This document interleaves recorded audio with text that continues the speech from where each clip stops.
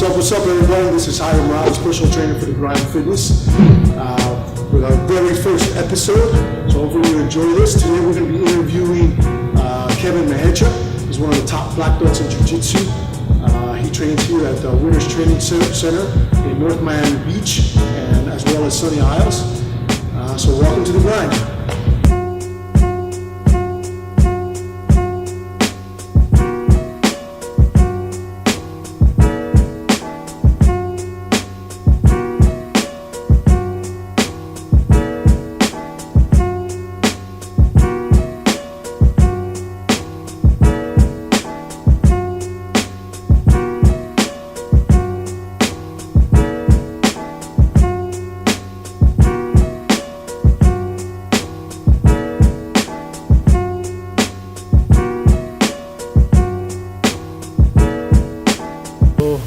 Here with Kevin Mahecha, black belt in Brazilian Jiu-Jitsu, competitor. Him and his twin brother have been training Jiu-Jitsu for how long now? Doing BJJ since 2007, but then I did YouTube Jitsu since like 2004. I'm just looking at like YouTube and trying moves out and stuff, like Eddie Bravo stuff and all that crap. So yeah, before you actually started training like in the gym, you were watching like YouTube? I was learning rubber guard and heel hooks. I didn't know what I was doing though, but it worked out, man. I did Naga. I got second place in like a Naga beginner division. Brian got first doing like YouTube Jitsu. Just like Sakuraba cartwheel passing and stuff, you know. Okay, so what, you obviously were an athlete of some sort. What were you doing before you did Jiu-Jitsu? Well, me and my brother are very accomplished amateur Muay Thai and Sanshao fighters. What's Sanshao? Sanshao is also called Sanda. It's like Chinese kickboxing. Oh, I've heard of that now. It's like that's in Chinese kickboxing. Exactly. It's like Muay Thai with throws. You can do like trips, double legs, and stuff like that. Yeah, where did you train that? Man, I was training Kung Fu when I was like 14, and I know it was a Chinese martial art, and they had Sanda. And we started doing Sanshao, Sanda. It's the same thing, Sanda, Sanshao. And we just started doing it, man. And started fighting it. It was cool. So how long did you do the Thai boxing? I stopped when I was 20 years old. Because I fought 6 times one summer, had a concussion, half my face was numb, and I just decided to do jiu-jitsu. I got my blue belt that same summer, and I was like, all right, let me just concentrate on jiu-jitsu. Yeah, focus on that. Yeah, well, getting kicked in the face and feeling half your face fucking sucks. You know, it's cool getting a skill better, but it sucks feeling like you're getting dumber. It's cool inside jiu-jitsu, you get your skill better and getting smarter. You know what I'm saying? I never thought of that. Yeah. So you got kicked so hard that you felt like you were getting dumber. Yeah, half my face was numb, dude. I couldn't feel it. Oh wow! And then what gym did you start at doing jiu-jitsu then? I started with American Top Team. When I really started training, I started American Top Team and Coconut Creek. And Laborio was in the class. You know, my first coach was Laborio for real. Then my other coach was Shark there. He was there. Okay. They had a few other black belts. It was cool, man. So wait. So Shark started at Laborio? Is it at Coconut Creek? Shark was a coach there. Yep. Oh, I didn't know that. Yeah. Okay. It's cool. He was a coach there. Then we started training because he moved to open up a gym. He invited us over there. We kept training with him. It was cool. Okay. Yeah. So that's where the crew that you used to train with, the Jake and all of them came through there. All came through Sharks too, or they started all at Coconut Creek and then moved over to train with Shark? Well, Jake and Adam came as blue belts already, but they're like kind of fresh blue belts. And then Corey came as fresh as like a white belt. Jose was there fresh, started with Shark. Mateo started with Shark, and Maheen came as a blue belt. And then me and Brian already purple belts. When they all kind of came. Okay. Yeah. I haven't seen what's up with Mateo. I haven't seen much of him much. He's now into the fitness thing. I know that. Super into it. He was recovering from a bad back and neck injury, but he's right now balls deep in like a master's program exercise science at EUM. No shit. So he's hardcore into that. He's interning, doing stuff. He's turning into like a legit ass trainer. Cool. I saw that he opened he started out like in a garage, and then now he's like 100% into like a. Yeah, he was always doing stuff in the garage, and then now he lives in like Miami area. He was in West Palm Beach. Also, now he's down here now. Yeah, like Coral Gables area or something like that. Yeah, okay, that makes sense. He's probably following. That's where business is at in Coral Gables. Yeah, and that's where the school is. He's doing his masters and stuff. Where'd you go to school? UM. Oh, okay. Yeah. And what you went to college at FAU? FAU. I got my bachelor's in exercise science. Okay. Yeah. Good stuff. And you're not doing much with it other than doing jiu-jitsu. I just did it so I can learn more about how to take care of my body for jiu-jitsu, honestly. School, it took me 8.5 years. That's straight up addiction right there. Yeah, bro. It took me 8.5 years to finish my bachelor's. And I was doing like jiu-jitsu so much, I was failing classes. Then 3 semesters, I did full-time student and got it out of the way, you know what I'm saying? Is that what you did? Yeah. You said, fuck it, I need to finish this already. Yeah, all right, well, 1.5 years, don't slack, just do it. You know? Just get it over with. Exactly. So how did you end up with Taga here at Winter Circle then? Well, Taga, I had a falling out with Shark, and we weren't training at the gym anymore. We're at Coconut Creek, and Taga was always my coach since I was a blue belt. Him and Shark kind of were like putting like input in my game, you know.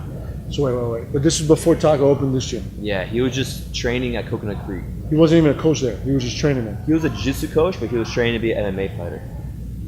Really? I didn't know that Taga was thinking about doing MMA. Yeah, he had a few fights, bro. He had like 4 or Get 5 outta here. fights. It was all like double leg, back choke. That's it. That was his game. Right away.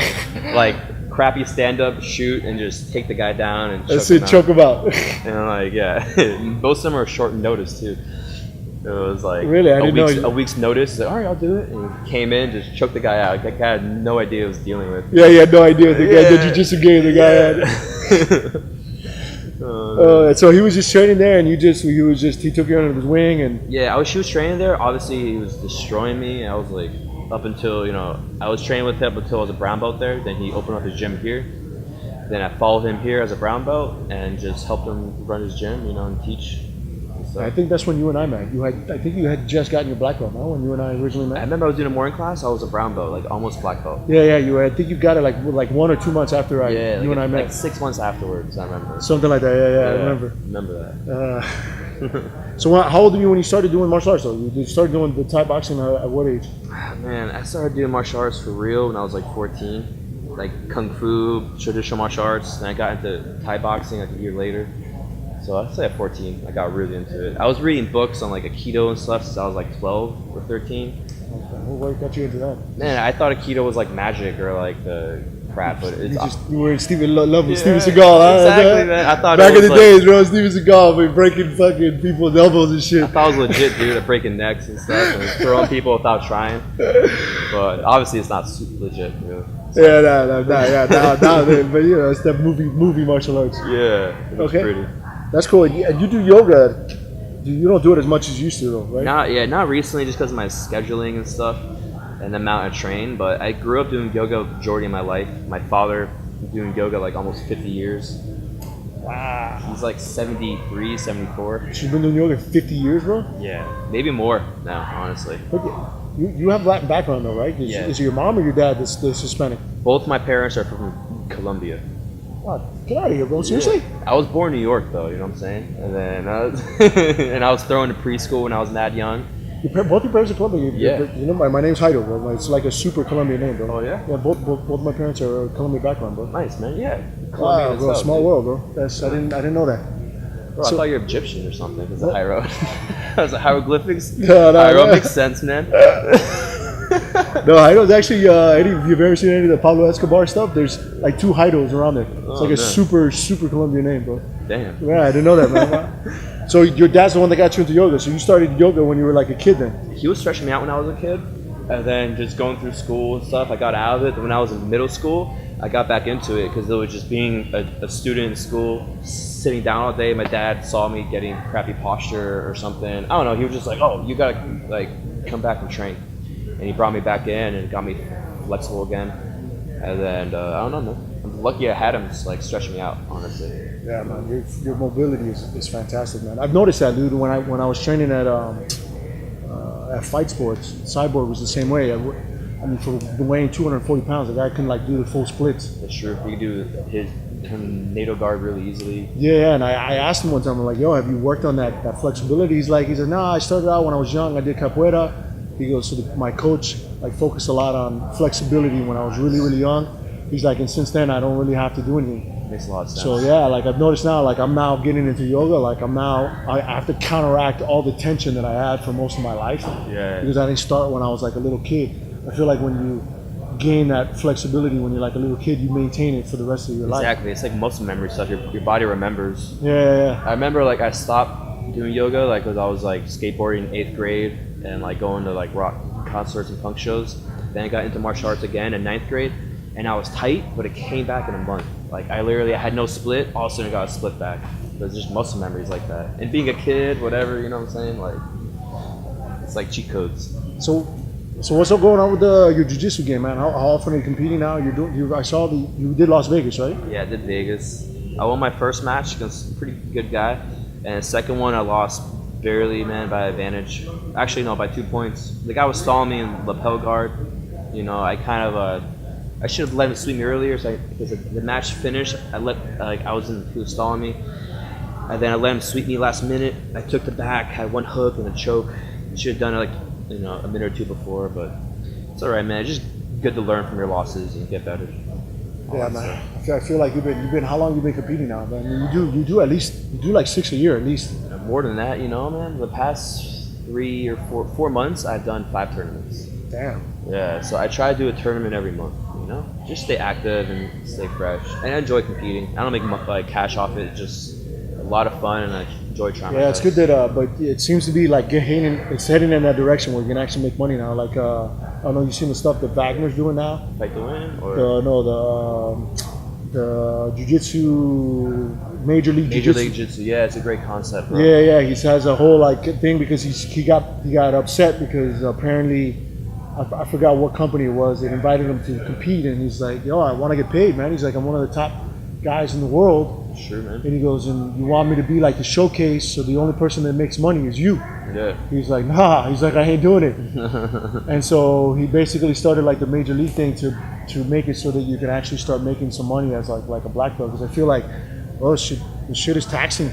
Yeah, you put a lot of hours in, you know, a lot of training. And you train get more hurt. than a lot of pro athletes, you know what I'm saying? And training it's tough, man. You know, you're right, bro.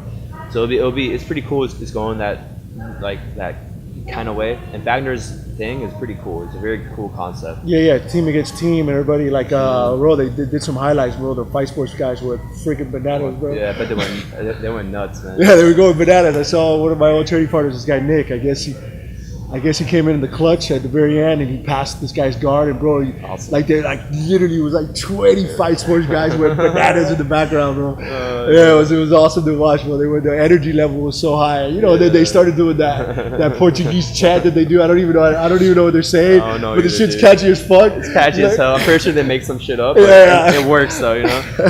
Those guys are cool as hell, man. I try to train with them once a week. You know, they're really cool guys. Yeah, they're good dudes, man. Now I saw that Danilo, right? Danilo. Yeah. He's like now ranked #1 at Masters. Yeah, he killed it, man. He won double gold at Pan Am's last week, Nogi Pans. Yeah, it's pretty cool, man. He's a tough trainer. He's hard. So where do you think you're gonna do for the future, man?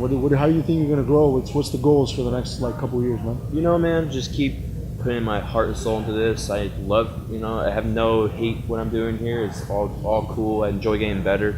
I see myself improving. I think that's what helps having a twin brother is like I have input. You know, it's not only me thinking of what I need to improve on. Right. I have his input too. He sees me in all the tournaments, the stuff I do good, bad, you know, and I don't know, man. I feel great. You know, like right now, I feel like I'm at the point where I'm right before placing at the Pan Am's in the world and stuff. You know, okay. I keep losing right in the quarterfinals and stuff. You know, and you're at the cusp there. Exactly. You know, and I know my skills there 100%. You know, I believe in my skill, and I roll the guys, fought the best in the world, beat some of the best in the world. So I know my skills there. Just about putting it like together that day type stuff. You know? Yeah. How do you think are you doing any type of lifting, or is it just 100% jiu-jitsu right now? Man, you know, I've been consistently lifting since my knee surgery. I had 2 ACL surgeries on this knee. Jesus. Okay. Yeah, it sucked, but all that therapy, man, made me get really into fitness and like conditioning and rehab stuff. So I condition 6 days a week. I lift 3 days a week, and the other 3 days are like calisthenics, like rings, stretching, and stuff like that. I've been recently trying to get into that, man. That stuff's not easy, man. Especially when you weigh, you know, I weigh 192, 194 right now. Man, if you get rings, let me know. I can help you with the like starting points. A lot of it's like learning just to stay on it. Yeah, stable. Posture. Yeah, stable leverage. Rings, you're like gonna hear like RTO rings turned out like crazy. So rings turn out always. Which helps with the The grips, Exactly, lasso, man. spider, yeah. And like external rotation is always very important. You know, anything in the back is really good to balance out jiu-jitsu. Everything in jiu-jitsu is so much like this, you know? Yeah, and that's where I feel like the yoga has helped me out quite a bit. Like I've noticed, like, because I'm training now myself, like I'm doing 6 days a week jiu-jitsu, like 2 days a week where I'm doing like hard rolls. Nice. I'm lifting 3 days a week, but I'm noticing like I'm doing a lot of therapy stuff to counteract some of the jiu-jitsu stuff. Like I feel like my external rotators are like constantly like in a big knot. Yeah. So I feel like now what I do is I take the lacrosse ball and I'm massaging myself while I'm lifting. Yeah, bro. Because if not, I have problems like it causes like kind of discomfort, and I feel like I'm walking around like this, you know. And then all of a sudden I feel like not pain, but like unnecessary tension. Like and impingement kind of. Yeah, like an impingement where I feel like I'm doing this, but like that pain kind of relaxes everything. Now I'm doing lacrosse now, using the lacrosse ball on my feet too. So now I lift up barefoot to Nice, kind of man. like create like a kinetic chain where Yeah, I feel like I it's like lifting engaging. barefoot too, man. Yeah, right. It feels I good. do worse with shoes on, man. It's weird. It's like I'm used to being barefoot jiu-jitsu and doing everything barefoot, so when I lift with shoes on, unless I have really good shoes, it feels really weird. Yeah, now with the fitness trend now, which is what's catching on, is like a lot of footwork, a lot of bare feet. Yeah. Like I'm thinking about buying now the minimal shoes. Oh, the toe shoes? The toe shoes. I thought about that and like running on the beach or something. Yeah. The only thing is I've heard it from a couple people that you gotta work yourself into it, because it really is like walking around barefoot. Yeah. And it taxes your feet a lot. I've to the heard point that. where like you can hurt yourself. Like a plantar fasciitis. Yeah. You gotta kind of like do it like in spurts at the very beginning until your foot gets enough stamina to be able to maintain it for like being able to walk around full time with those shoes on. Yeah, man. It's just serious. Yeah, but I've also been doing like I've noticed with the lacrosse, like I've had my quadratus lumborum that's kind of like tight, so like now I Just lay on it. And lay on it on the side with my TFL now, because like I see a lot of guys, which is like a complete waste of time. I can't like I feel like